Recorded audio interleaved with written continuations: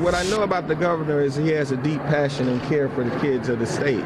The way that we get to it may be a bit different, but I don't question his heart. He's not saying just yet, but we expect to learn more tonight about whether the Atlanta mayor supports Amendment 1. Kasim Reed telling us today that he'll finally weigh in on the controversial plan a little bit later today. Yeah, that amendment on November's ballot is for the Opportunity School District. That's Governor Nathan Deal's plan to fix failing schools in our state. Fox 5's Claire Sims spoke to the governor today. She joins us now live in the studio. Yeah, the governor has less than 2 weeks to convince Georgia voters that his fix for failing schools will work. But many across the state say they aren't so sure.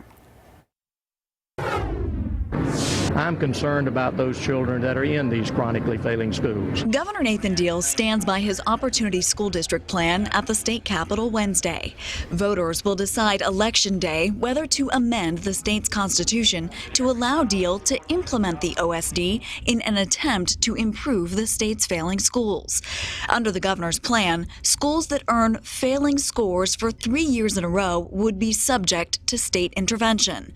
The OSD superintendent would have final say over which schools to bring into the district. But many have come out against the idea. It's a game. I give the governor an A+ in micromanagement.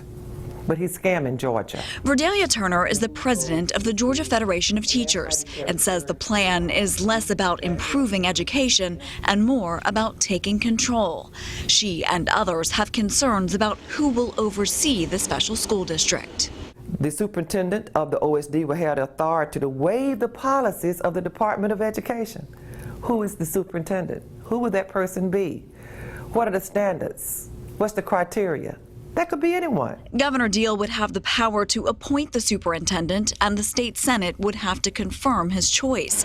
Deal argues that's not any different than local school districts where elected school boards appoint superintendents. I would say that there's really even a little more scrutiny that will go into the selection of the Opportunity School District superintendent. The Opportunity School District plan is based off similar school intervention programs in Louisiana and Tennessee, both of which have faced serious scrutiny.